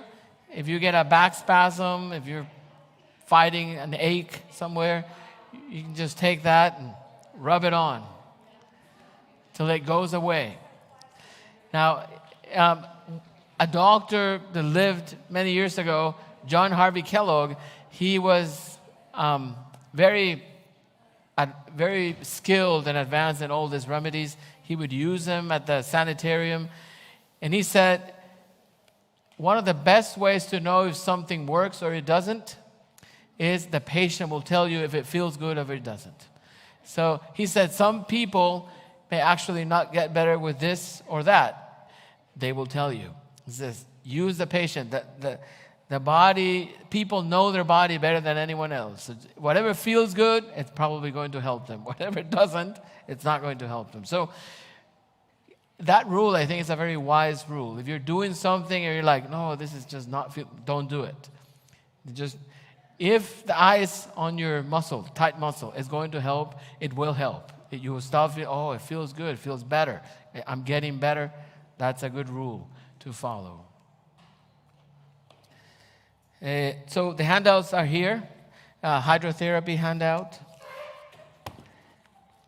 Charcoal handout. Presentation handout. So you can come by, get one, preferably one per family. And activated charcoal, I ordered this online for, I think, $15, but at the ABC I saw it for $12. It was a little larger. And Peggy tells me that, how much is it at Family Nutrition? I don't know if he's here listening. Okay. They do have charcoal. May I have a spoon and we can try? So charcoal can actually be used externally if you make a poultice. And poultices have been around forever. Remember King Hezekiah? He had an ulcer in the Bible, Isaiah chapter 38, I think. And he was going to die. And it's going to be a mess, says Peggy. So let's be careful. We'll just put some. Wasn't that a fig poultice? It was a fig poultice, yes. Do they ever use that now? We can, yes. It still works. Fig poultices, some places you can use papaya poultices, the papaya seeds, oatmeal poultices. Charcoal poultices can be used for inflammation because it absorbs. I mean, it penetrates the skin, it absorbs that heat, it absorbs the toxins that the pores are eliminating. And it can be used effectively for inflammation, for like insect bites and stings. injuries that have swelling associated, just aches and pains, you can put some charcoal. And if your belly is hurting, you can drink it, and you can also put it outside. And this is flaxseed, and you can use some flaxseed to thicken it and make a paste. Now, I'd probably put too much water, but I'm just kind of showing you a little bit how. The flaxseed is ground, yes. And then you stir it. This is too much water, excessive water. And it's going to take me a lot of charcoal and flaxseed to make it thick. But if you use less water, you'll make a paste out of it. Like it's starting to form here on top of this. And like Peggy warned me, it's going to be a mess. And so you make the paste. Would anyone be able to get me another spoon, maybe? And maybe we'll put a lot more charcoal here, and we'll make the paste.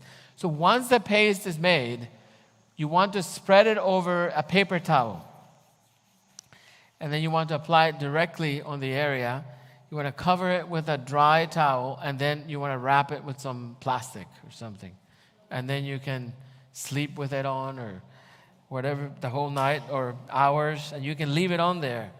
Now it is messy, but it helps. They'll get me spoon, and then we'll put some more. Yeah, it's beginning to thicken up a little. Yes, the flaxseed is doing it. And put another one. And then we'll put some more flaxseed. Yeah, it's supposed to be the other way around. You're supposed to put the ingredients first and then add the water little by little, and then that'll make the paste. Just like when you're making pie dough. You know, you put the flour first and the salt, and then you add the water slowly, and you mix it. Make sure that it works itself into the dough. Was the same thing. Or tortillas, says Jordan. I can tell Jordan knows how to make tortillas. So I didn't use that analogy because I figured maybe a lot of ladies don't know how to make tortillas. But pie dough, yes, you know how to make that. The pie crust.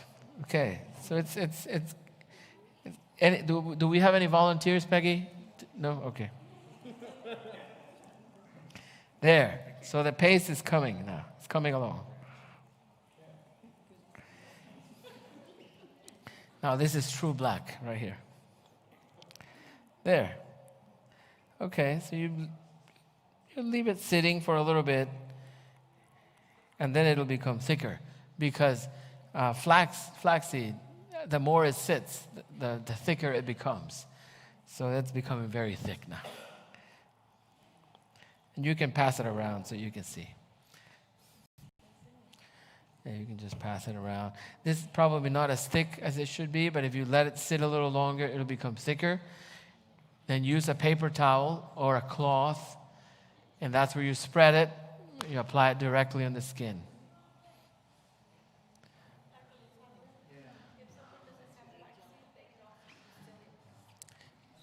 Yes. Psyllium husk, Metamucil. Or you can use cornstarch too. Just something to thicken it. And then you can put it on. Cornstarch or flaxseed or psyllium. Psyllium is Metamucil or Citrusel, it's the same thing.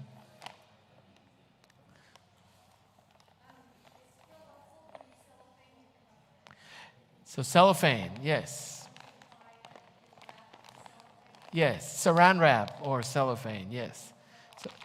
So that thank you for that.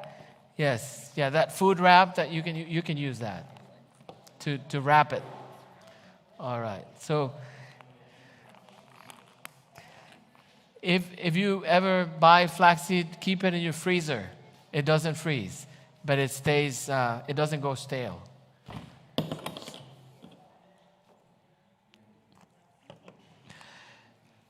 Do we have any questions, comments? Anyone that would like to contribute? Maybe I know that some of you are very knowledgeable in these things.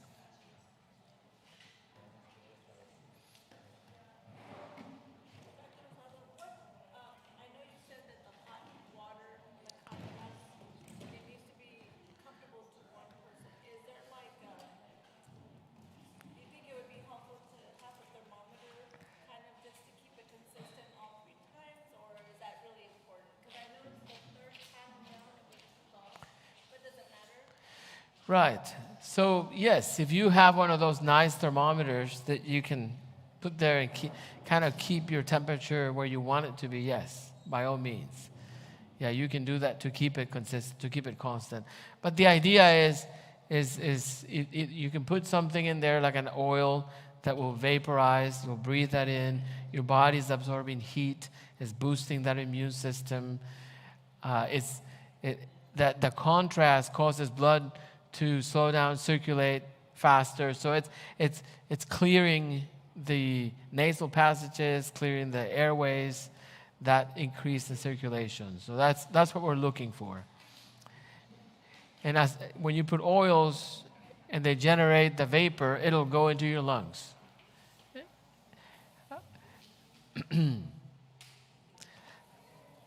Okay, any questions? So I say this as a believer, as a physician, that, to this day, we don't really have a lot of treatments that are effective against coronavirus or against also other viruses. And so, really, these things can help us keep our immune system in tune, alert, strong, so we can fight them. And these are the things that God has given us. And He promises that we use them faithfully, He will bless. Just simple remedies. They're God's remedies. Now, again, I said we need to be wise. We cannot be presumptuous either that we're going to when these things, for whatever reason, and they need to be combined with faith too. And I'll tell you a little story to end. But of course, if someone is crashing, like we use that medical term, crashing, we need to be wise and take him to emergency care because they may be beyond this. But again, it's always a good idea to prevent, hit immediately as it begins, and then pray. So the story I want to tell you is an interesting story found in it's a pamphlet that was published, The Rational Use of Herbs in Natural Remedies. And it's statements and stories gathered from different places regarding what E.G. White says regarding natural remedies and the rational use of them. And she tells the story of they had lost a son, the oldest son, Henry, to pneumonia. And then Willie got sick with pneumonia, and back then, obviously, they used a lot of bad medicines to treat infections, like arsenic and mercury and all these things that were they're poisonous. We know that now. And they would actually do more harm than good. And they decided they were not going to call the physician. It doesn't say whether the reason they did, but it kind of gives the impression that with Henry, they lost him also perhaps because he was given some things that actually ended up harming him. And so they said, we're not going to do this with Willie. And they started praying, and God gave them peace. And then they gave Willie fomentations on his chest. And just before they began to apply the fomentations, he was having delirium. It says there that he was confused. And nowadays we call that delirium. which means when someone is really ill, their fever goes up. Sometimes they begin to have confusion, see things, hallucinations. I know when I was a kid, I had those when I had fever, high fever. And they put the warm compresses, and he got a little better. Okay, and he wasn't. They were keeping him in a room where they had. Apparently it was winter. They were keeping him in a room where there was a wood stove. That's where he was kept. Obviously, they didn't want him to get cold. They were doing those things, and he got a little better. But then he started coughing, and he started coughing up blood. So he was not doing well. And they were obviously very anxious about it. And they were so exhausted because they had already taken care of him for 3 or 4 days nonstop. Someone relieved them. Someone came to help them. And they went to get some rest. And they had kept that wood stuff going and going. When they went to get some rest, they were both very worried. She couldn't sleep.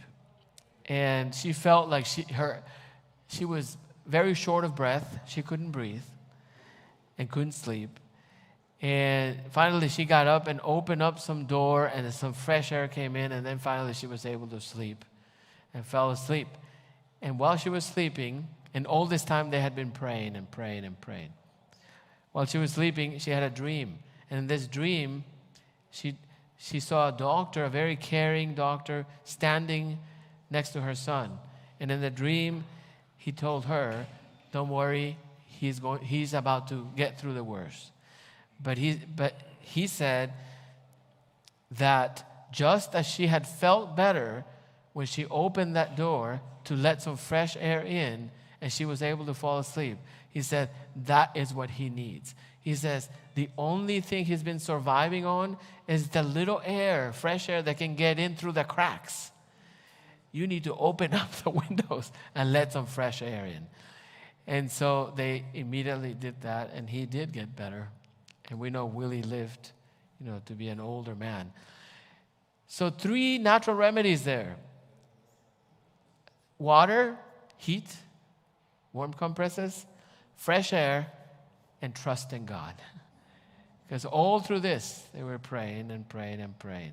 And of course, the warm compresses cleared his chest, but then he needed some fresh air. He needed some oxygen.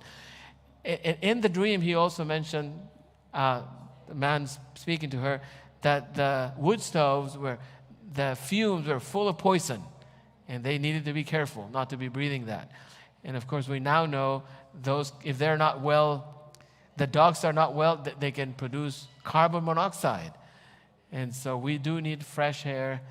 And that's what, when illness comes, we need to make sure we expose ourselves to fresh air, to sunlight. Now, something we need to avoid is drafts of cold air. So don't, if you ventilate a room, don't create a draft by opening one window here and one window on the other side. That creates a draft through the room. Just one window open, and that doesn't create a draft of wind, because wind drafts can be also anything that destabilizes the body, puts the body into kind of hyper alert. It can lead to debilitating the immune system. And so you need to be careful with those abrupt changes in temperature, because they can destabilize the body and weaken the immune system. All right, I think that's it. Why don't we bow our heads and we pray. Father in heaven, we thank you for this opportunity. We thank you that you've given us simple natural remedies that everyone can do, everyone can learn to prevent, to stay healthy, to keep our immune system strong, to fight illnesses. We thank you and we pray that you will help us continue to be faithful to you, and that you will give us wisdom to know how to use this and how to help others too as well. We pray these things in the name of Jesus. Amen. Yeah. And even if you're taking medicine, prescription medicine, you can still do these things. You don't stop them. You keep doing them because they obviously help. Thank you. Okay, please don't forget to grab your handouts. Thank you for coming. Thank you. Yes, you are welcome.